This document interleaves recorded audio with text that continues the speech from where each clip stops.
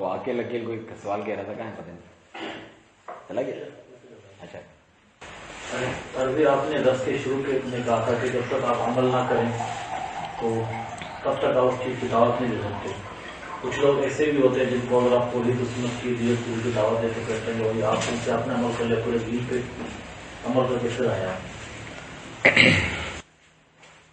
یہ بھی ایک مشہور طعنہ ہے جو دیا جاتا ہے. ہر چیز کو یہی ہم نے کہا کہ حکمت یہ ہے، ہر چیز کو اپنی جگہ پہ رکھیں.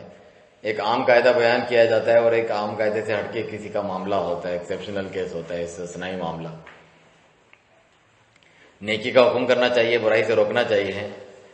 جو نیکی کا حکم کرتا ہے برائی سے جو ہے روکتا ہے، لیکن خود نیکی نہیں کرتا، برائی سے نہیں روکتا، اس کا برا انجام آپ نے سن لیا.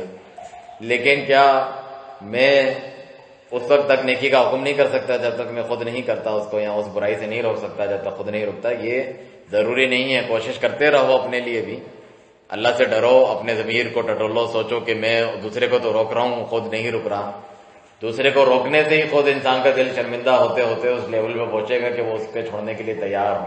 یہ خود ایک ذریعے میں سے ہے کہ آپ نیکی کا حکم کرنا، برائی سے روکنا نہ چھوڑیں، تاکہ آپ کا ضمیر ملامت ہوتا رہے. ہو سکتا ہے ایک دن آپ بھی چھوڑ دیں. یہ وجہ ہے. دوسری چیز، شیخ صالح الفوزان حفظہ اللہ سے یہ سوال کسی نے پوچھا کہ جب تک تو خود پورا کامل پرفیکٹ نہیں ہے، اور انسان کوئی بھی پرفیکٹ نہیں ہے یعنی کامل، کل بنی آدم خطا و خیر الخطائین التوابون، ہر بنی آدم جو ہے خطا کار ہے، گنہگار ہیں، لیکن بہترین گنہگار وہ ہے جو توبہ کرتے رہتے ہیں اللہ تعالیٰ سے. تو جب تک تو خود پورا پرفیکٹ نہیں ہوتا، کمال والا، ہر گناہوں سے بچا ہوا، معصوم وغیرہ، تب تک مجھے نہ بول اپنے کام سے کام رکھ وغیرہ. تو کون ہوتا ہے؟ تو نے سارے کر لیے، نیکی کے کام برائی سے بچ گئے؟ ایسا نہیں ہے. میں بھی کوشش کرتا ہوں، تم بھی کوشش کرتے رہو. تو شیخ فرماتے ہیں ورنہ تو یہ کام ہی ختم ہو جائے گا. کیوں؟ کیونکہ جتنے بھی لوگ ہیں سب گنہگار ہیں. جو یہ شخص بات بول رہا ہے آپ کو اور روکنا چاہتا ہے کہ نہیں کرو یہ کام، وہ کیا گناہوں سے پاک ہے؟ گناہوں سے پاک تو کوئی نہیں. اگر سمجھتا ہے تو وہ غلطی پر ہے. اپنے آپ کو معصوم عن الخطا یعنی معصوم سمجھتا ہے، بے گناہ سمجھتا ہے. سارے بنی آدم خطا کار ہیں. نبی صلی اللہ علیہ وسلم فرماتے ہیں تم کہو کہ میں گناہوں سے پاک ہوں، جبھی میں دوسروں کو بول سکتا ہوں. ورنہ جو گناہوں سے پاک نہیں ہے تو اسے کوئی حق نہیں ہے کہ دوسروں کو گناہوں سے روکے یا نیکی کا حکم دے. تو پھر تو یہ معاملہ ہی ختم ہو جائے. پھر تو کوئی بھی دنیا میں کسی کو نہ نیکی کا حکم دے نہ برائی سے روکے، کیونکہ ہر انسان جو ہے خطا کار ہے. بلکہ اس کے باوجود تم نیکی کا حکم دو اور برائی سے روکو، یہ خود سبب بنے گا تمہیں ان سے رکوانے کا. یا کم از کم تم نے دوسرے تک تو ایک کام اگر نہیں کر رہے تو دوسرا بھی نہ کرو. ایک گناہ کا کام تو کر لیا تم نے، دوسرا گناہ یہ ہے کہ دوسرے کو بتا نہیں رہے. ایک کام تو کر لیا، اس پہ تو کم از کم تمہاری پکڑ نہیں ہے. دوسری اس کی تفصیل یہ بھی ہے کہ بعض ایسے کام ہوتے ہیں جو ہر انسان کے اوپر فرض ہوتے بھی نہیں ہیں، لیکن آپ کو اس کی حدیث معلوم ہے، آپ دوسرے کو بتا سکتے ہیں کہ تم کر لو، میں نہیں اگر کر سکتا. نبی صلی اللہ علیہ وسلم بعض صدقات خیرات وغیرہ خود نہیں کر سکتے تھے، لوگوں کو ترغیب دیتے تھے. صحابہ آئے اور ان کی حالت بہت بگڑی ہوئی تھی، کپڑے پھٹے ہوئے تھے. آپ صلی اللہ علیہ وسلم کو جو ہے وہ ترس آیا، ان کے اوپر رحم آیا. تو کہا کہ کون ان پر صدقہ خیرات کرے گا. ایک صحابی آئے، انہوں نے کچھ مال ادھر دیا، دوسرے نے دیکھا کہ میں بھی دیتا ہوں. اتنا ڈھیر لگ گیا اور نبی صلی اللہ علیہ وسلم خوش ہو گئے. اس کے بعد یہ حدیث بتائی تھی کہ جو کوئی اچھا طریقہ جاری کرتا ہے اس کو اجر ملے گا، جو دیکھ کر عمل کرے گا اس کو بھی اجر ملے گا. کہ اس کے پہلے صدقے کی وجہ سے سب نے اس کی دیکھا دیکھی یہ نیک کام کیا.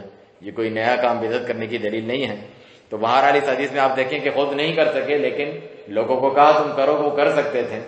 آپ مثلا تہجد نہیں پڑھ سکتے، آپ کے ڈیوٹی کے ٹائم ایسے ہیں یا آپ میں سستی ہے.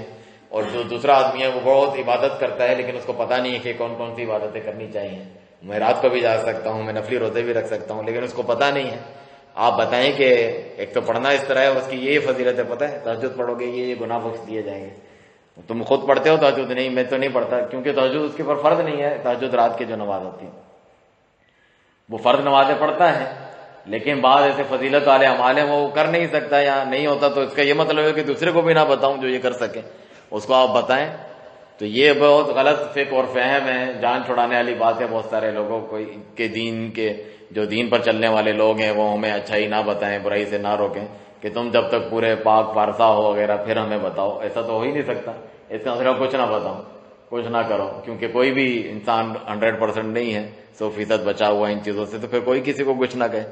تو یہ تو چاہتے ہی ہیں. تو یہ شیطان کی چالوں میں سے ایک چال ہے جو یہ باتیں ان کے منہ میں ڈالتا ہے. واللہ تعالی عالم.